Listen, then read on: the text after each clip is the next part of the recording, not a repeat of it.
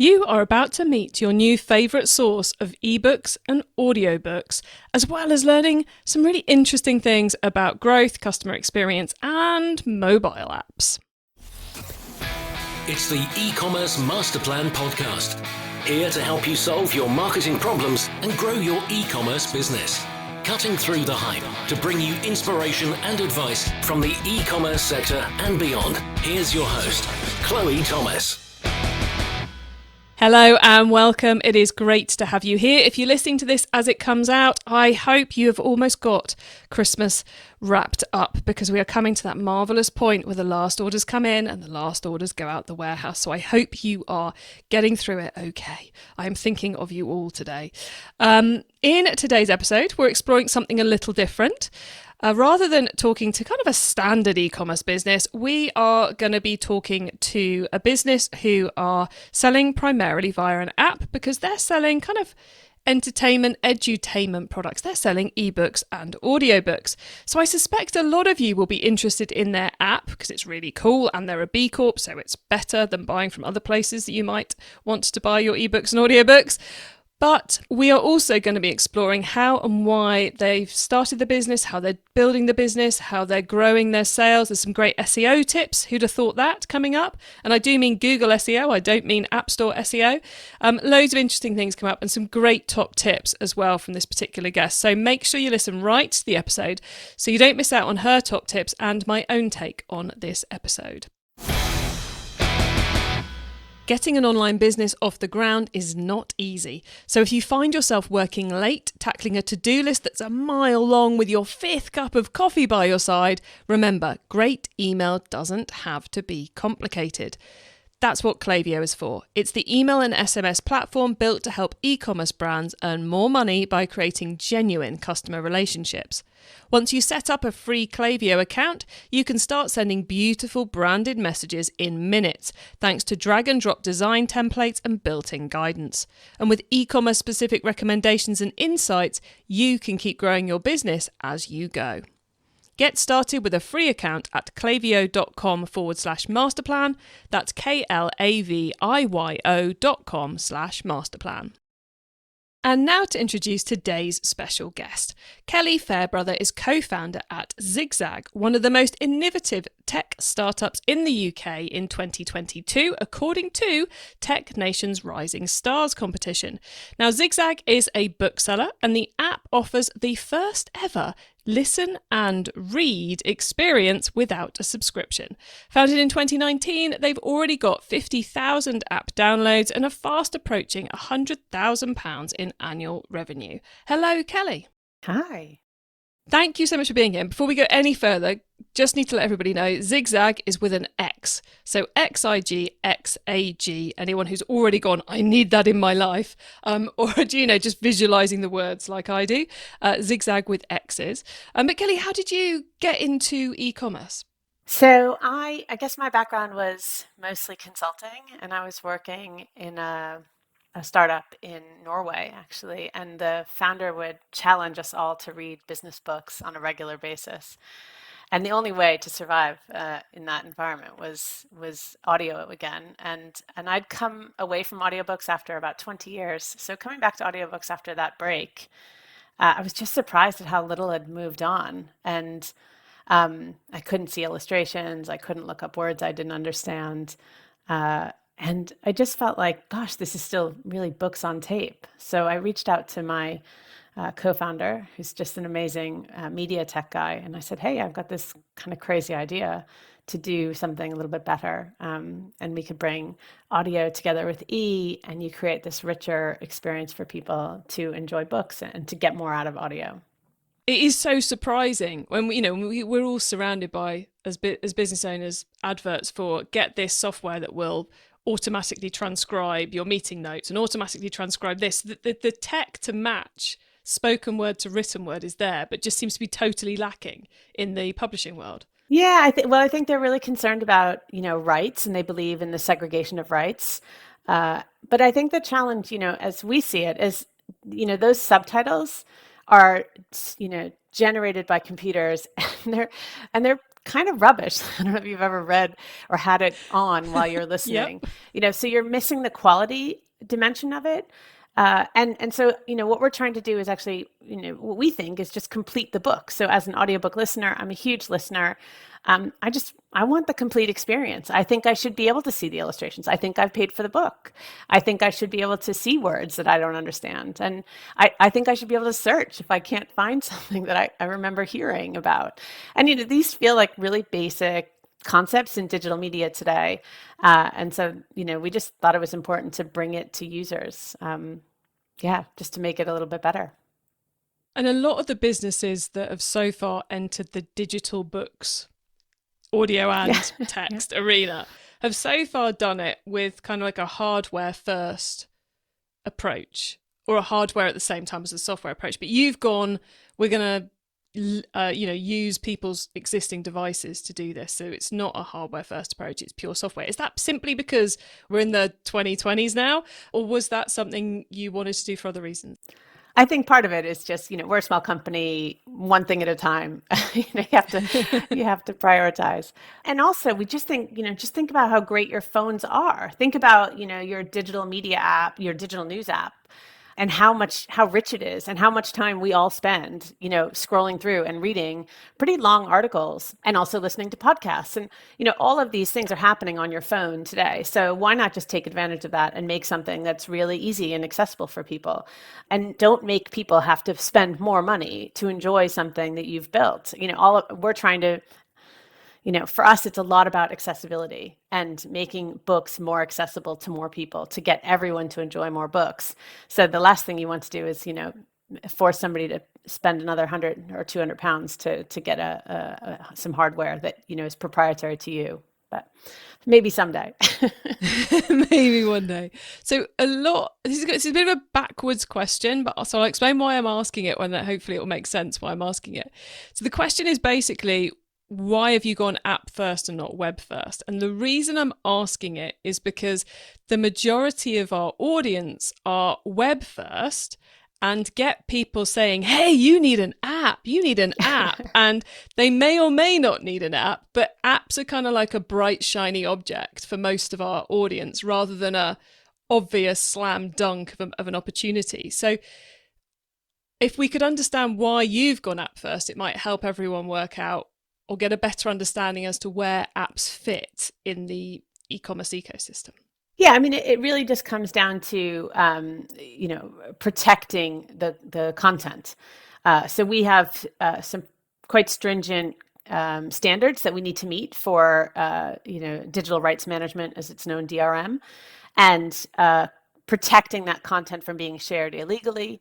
And the easiest way to do that for us is to put it in a self-contained app in which you cannot actually port the content externally. So some of it is, we're responding to the demands of publishers in order to deliver this.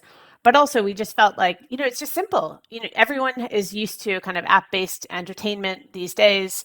It doesn't feel very foreign to people to say, oh, well, I've got this app and I've got it all there. I think that the next step we take is that you actually don't have to go out of the app to make a purchase. Unlike, some of our competitors, you can just click and download instantly. And so it's a really frictionless purchase cycle as well, which we think is, part of our advantage.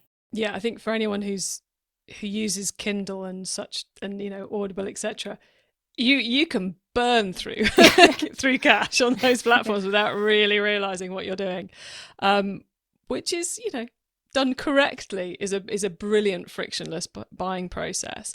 So the app therefore is legally beneficial for all those rights issues, but it's also it's matching the user experience of what customers expect.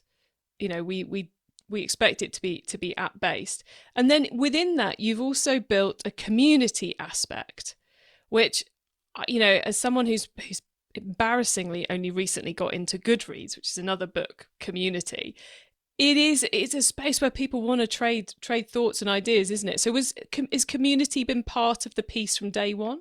It has. I think we're still working on that piece, if I'm honest. I think, as I said earlier, you've got to prioritize, and there's only so much you can do.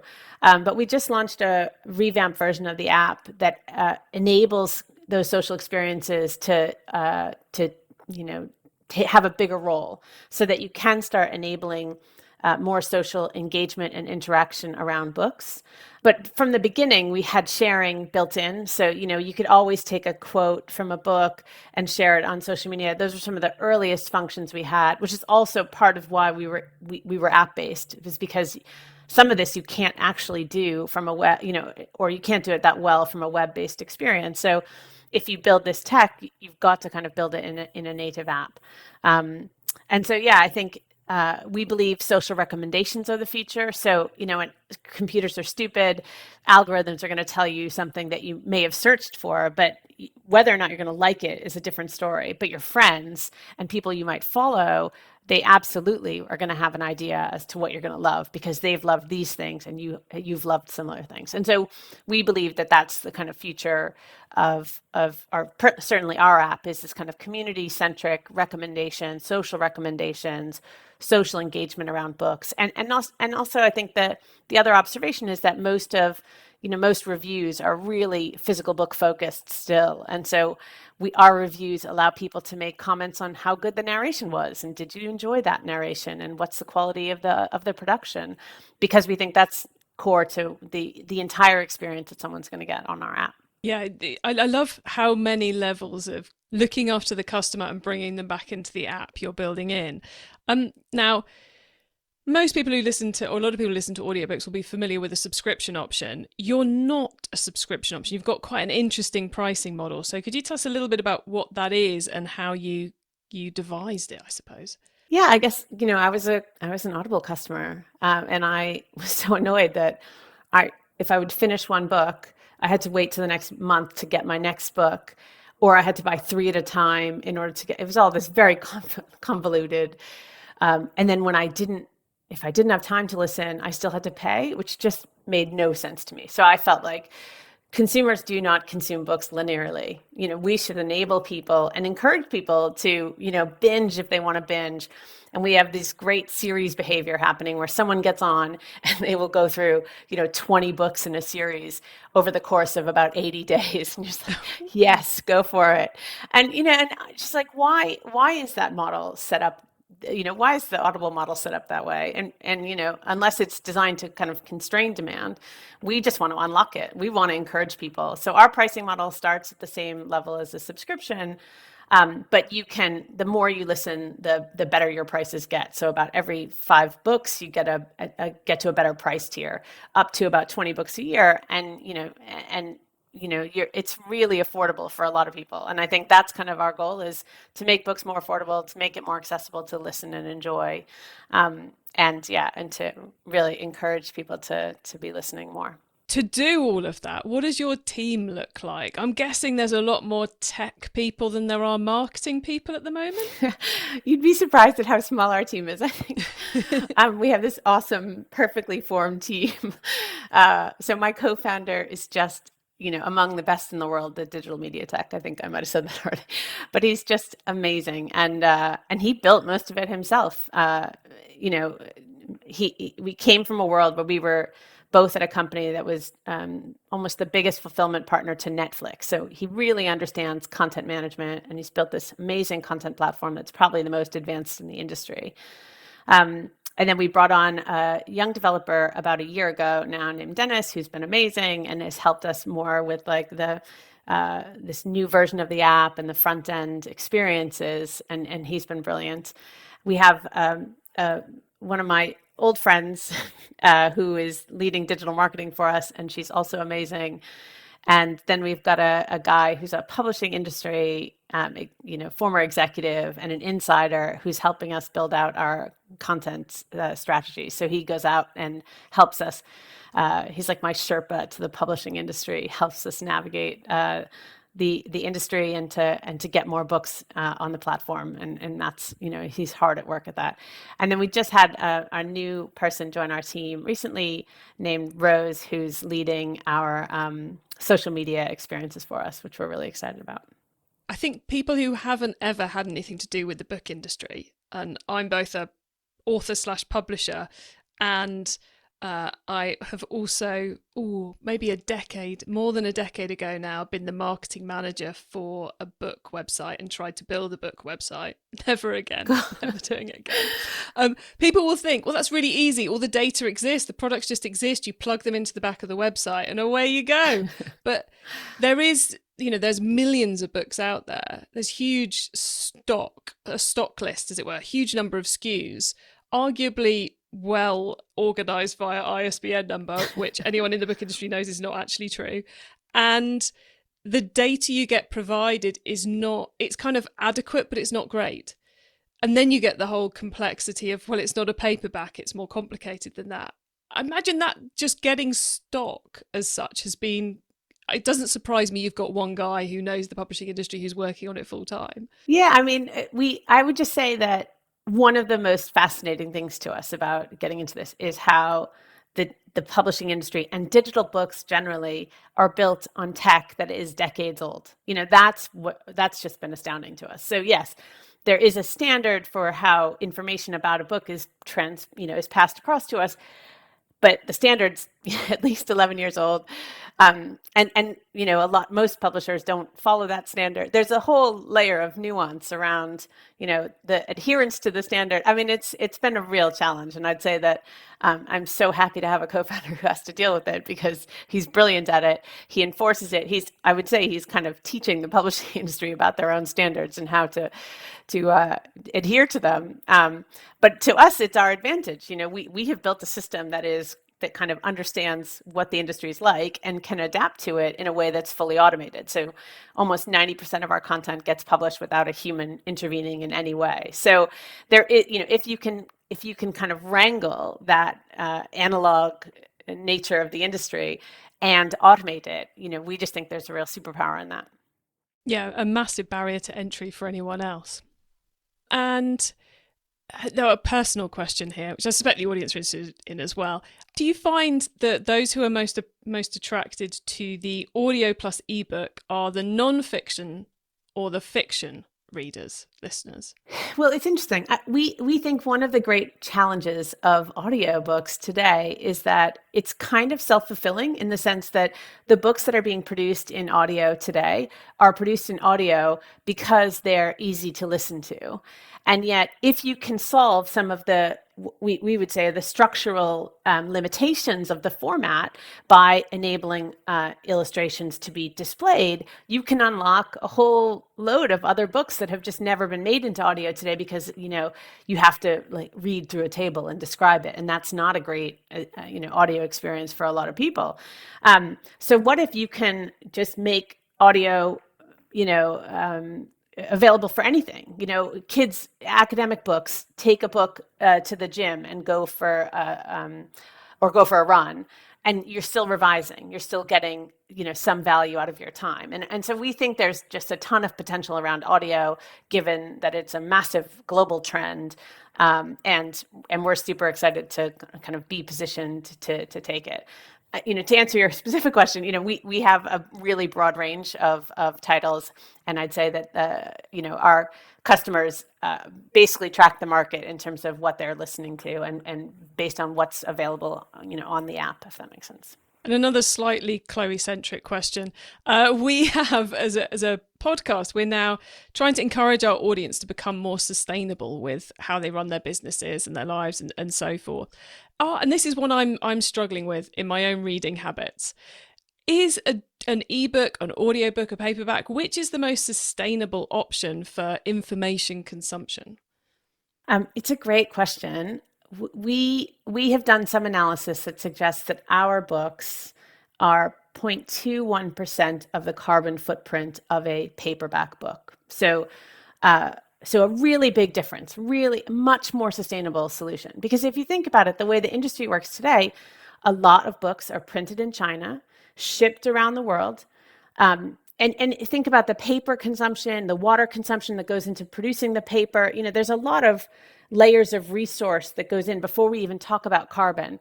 And then the distribution, where it's shipped around the world and shipped to a distribution center and then pushed out to either an independent bookshop or, from a distribution center to the last mile to your house if you're ordering online. And, and our view is there's a lot of, waste in that system. And if you could unlock digital experiences and make them better than they have historically been, you can really challenge the dominance of physical formats. And if you think about it like the news industry, I've not picked up a newspaper in, at least 5 years, I'd say. And I just think this idea that if you can make it rich and you can make it really a brilliant experience, then I think it's a really much easier way to be, to drive sustainable consumption for book lovers. And that's, part of our aim. Where we've just been given B Corp certification. We're trying to claim this space as a sustainable business and to start a conversation within the publishing industry that digital books are the way you're going to meet your sustainability ambitions, and thinking about how do you support that in a different way than maybe we've felt supported in the past. If that makes sense. Congratulations on the B Corp status. Thanks. That is a lot of paper filling. It was all digital. Oh yeah. Sorry, I should say paper in inverted commas. Yes, filling in, shouldn't I? So. The business is fascinating. What you're doing and the mission you're on is fascinating. How have you gone about getting those app downloads? How have you gone about growing the business and growing the audience you're talking to? Well, we started on Facebook because that was all we could do. We didn't have a website. We put all the effort into the app, just as you talked about, this kind of prioritization between one and the other. So we put all the effort into the app. We didn't have a website. The only way we could get people was to sort of tell them about what we were trying to do. And we saw it come through. People were coming and they were kind of interested in the concept. But what we found was that they weren't necessarily converting to purchase. So we were paying a lot for the traffic, but we weren't getting that conversion off the back of it. And, you can imagine that that's the case. People are on Facebook to do something different, not to find an audiobook. And then, so we then invested in building out the website, which enabled us to be present on search. And we're present on search both from an organic perspective. As you can imagine, we've got 50,000 titles on the app now, but also paid search. And paid search was a real kind of transformation for us in the sense of we just tell people we're out there and they're finding us, and people are looking for alternatives to big tech in audiobooks. So it is quite an easy sell. And our conversion rate is probably improved by about 3x since the Facebook experiment. And we're trying to do more all the time. But search is what really works for us at the moment. We know there's much more we need to do around organic and book talk. And there's a big focus for us over the coming months is getting that to work better than I think we've been able to prioritize it before. So, but yeah, I think that has kind of been our journey. So people looking for an alternative or an audiobook space, they are finding you in search and then coming to the website, which I guess on the website you can explain the process a lot better than you can do in the restriction of the App Store, be it Google or Apple, where half the screen's taken up by the install button. It's not really a sales page, is it? It's a call to action page. Yes, yeah. You have to be pretty committed, I think, already in the App Store to get the thing that you want. You have to kind of know what you're looking for. Although, the App Stores will claim that there's a whole lot of search and exploration that goes on there. It's just not been that lucrative a channel for us as a promotional channel, if that makes sense. Makes total sense. And what's got you most excited about what's coming up in 2023 for you guys at Xigxag? Well, the social and community experiences are a huge part of what we're doing. I'm really excited about that. We are working really hard to build out an international catalog. And so we're focused on the UK market, and all of our marketing has been in the UK, but we have customers from about 29 countries, and we have a global catalog, but we really need, US content. So we're working on US content and maybe some a US expansion, because, all these businesses are global. It's really hard to not be found on most of these platforms, which are global platforms. So we find that actually we don't want to disappoint people. We really want to make sure we have the content when they arrive. And yeah, I think those are probably the most exciting things for us that are coming up in the next 6 to 12 months, I'd say. E-commerce Master Plan is supported by some of the greatest companies in the e-commerce sector. Here's a reminder of who they are. cash is king. Are you tying up your capital with goods that take months to arrive? Wave goodbye to cash flow headaches with Trade. They pay your supplier invoices up front and you pay Trade back up to 4 months later. This lets you free up capital to invest in your growth. No dilution, no complicated repayment scheme, just a transparent flat fee for each financed invoice. Learn more or apply to see if Trade can help your business grow at trade.io/masterplan. Now, Trade is spelled TREYD, so that's TREYD.io/masterplan. We've all reached peak frustration at one point or another with Google Ads. You've created a beautiful campaign with all the right keywords and targeting and ads that are the perfect fit for your perfect customer. But the sales just aren't coming in, and you just can't work out which Google Ads lever you should pull to fix it. Sound familiar? Well, thanks to my friends over at specialist PPC agency Digital Gearbox, you don't have to struggle any longer. Digital Gearbox take the hassle out of navigating the murky, dark arts waters of Google Ads, and right now they're offering a free, in-depth account audit for anyone who might be stuck in a rut with their campaigns. To improve your Google Ads performance, please book your free audit today at digitalgearbox.co.uk/masterplan. It's time for the top tips round. Okay, I love this section because it gives me and our listeners some really quick ideas for taking our businesses to the next level. So Kelly, are you ready for the top tips? I am. Okay, the book top tip, and I warn you, I'm expecting a great recommendation here. If everyone listening to this podcast agreed to take Friday off and read/listen to a book to make their business better, which book would you recommend? I was going to recommend Traction. I don't know if you've heard of it, but it's, 19 ways to just go out and find the channels to drive customers to your website. And I just thought it was kind of the most appropriate one I could choose for this particular podcast. Always love a recommendation for Traction, a very popular book. So the traffic top tip, which marketing method do you either prize above all others or think doesn't get the press it deserves? I definitely would say automated content generation to drive SEO results. I mean, I think we're just scratching the surface of this and it's already really powerful for us. But how do you create ways in which content is being auto-generated by your system so that you're always fresh and you're always developing new content that's always being published, and the backlinks and all of that. It's been really powerful for us, and I think it's and it's free. I mean, the effort isn't, but it's really self-generative in terms of the power it can have on the business, and so that's just been amazing for us since turning on our website. Can you explain a little bit more about that? What does this automated created content end up looking like? Is this per book title that you've put on the site, or is it? Yeah, so I think the idea, and this could apply to anyone in e-commerce, but if you can create ways in which when new things are launched, they're automatically generating content about them, right? So, and that, the effort you're putting into one can be put into multiple places on your website. So for example, we have, a new releases blog that can be automated by pulling in all of the new releases, everything that's been released over the last month, and put it into, a blog piece that's saying, hey, here's all our new releases for this month. And if you automate that system and you basically, do the headers and the footers, the content kind of sings for itself. And then you're creating, links within your website.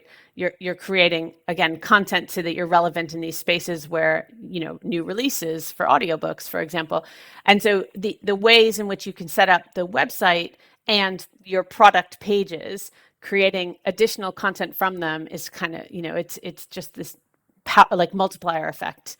And it doesn't take a great deal of human time. I mean, it takes a lot of time to set up, but once you get it going, it's just really powerful for your business. And I think that's been really important for us. Brilliant example, perfectly explained. Thank you very much, Kelly.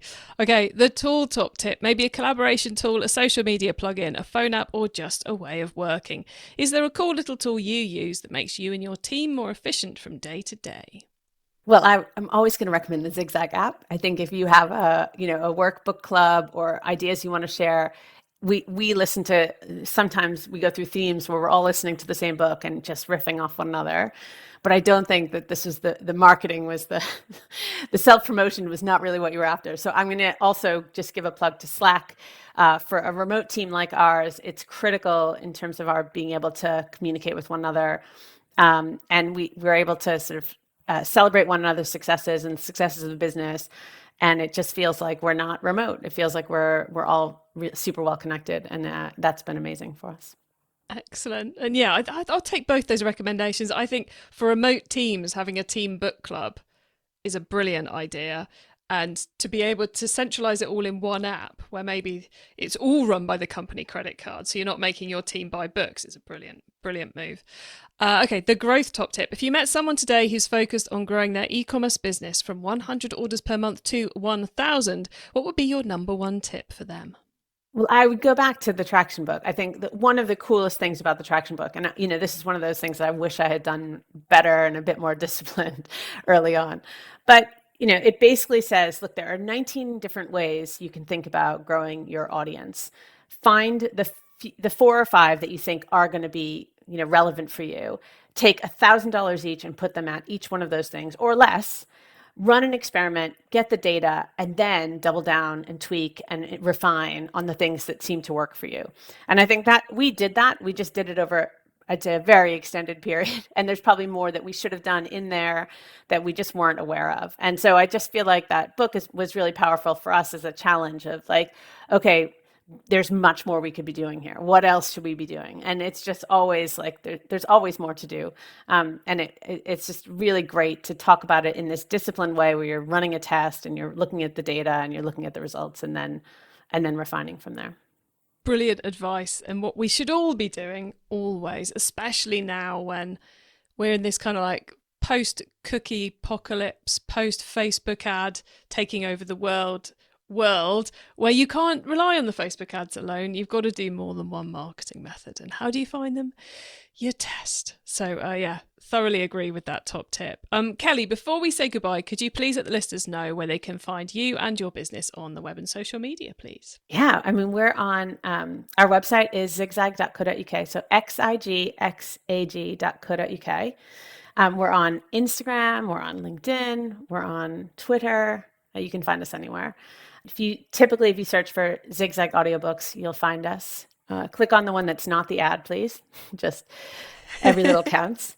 And we have an offer for your listeners as well. If they'd like to, we've done a buy one, get one free offer. Perfect in time for Christmas. Xigxag.co.uk/masterplan.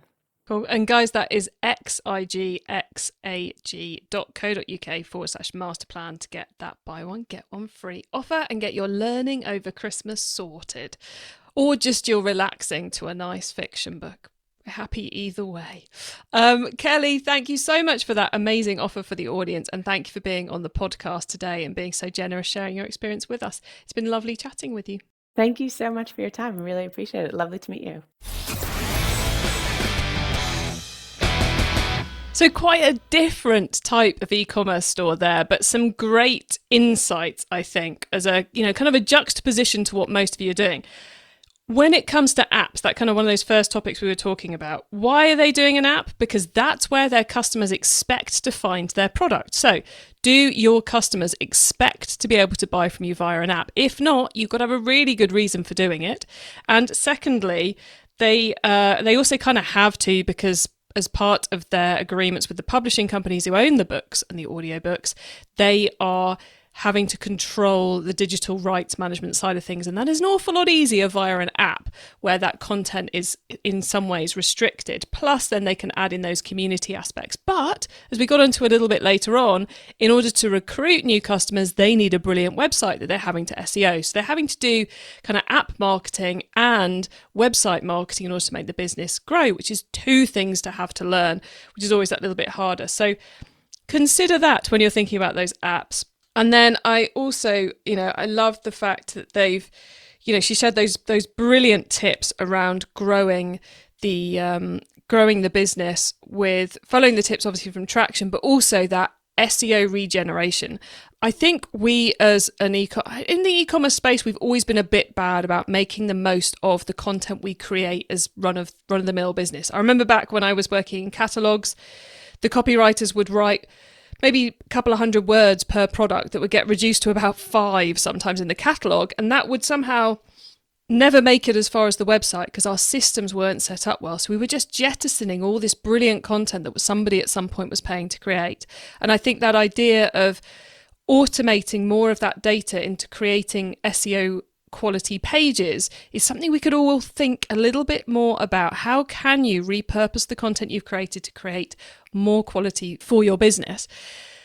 You can get your hands on all our notes from today's show, including the top tips and links to what we mentioned, by heading over to ecommercemasterplan.com/podcast, or use our direct to episode link. So just put ECMP for ecommercemasterplan.info/episode number into the URL bar and you'll go straight to the correct page for each episode. How cool is that? When you get to the website, make sure you add yourself to our email list so you don't miss out on any of the other things I share to help you improve your business. In our newsletter, every week I'm giving you a learning recommendation, a tool recommendation, and a whole load of other stuff. And if you were subscribed to our newsletter, you would already know, if you're an audiobook and an ebook junkie, about Xigxag and the fact they're a B Corp, and about that brilliant discount code or buy one get one free code they've just given you all. So well worth adding yourself to our email list if you want to be getting things hot off the press from me. And if you liked this episode, then do go and head to, I guess, ecmp.info/startup to find out about more startup businesses that we've talked to, because I'm pretty much going to fit Xigxag into the startup space. Thank you all for tuning into this and every episode of the E-commerce Master Plan podcast. I bring you a new interview every week because I want to inspire and help e-commerce business owners like you to succeed and thrive with your businesses, including progressing along the path to net zero. So if you know someone this show can help, please tell them to listen to the E-commerce Master Plan podcast. I hope you have a great week and don't forget to keep optimizing.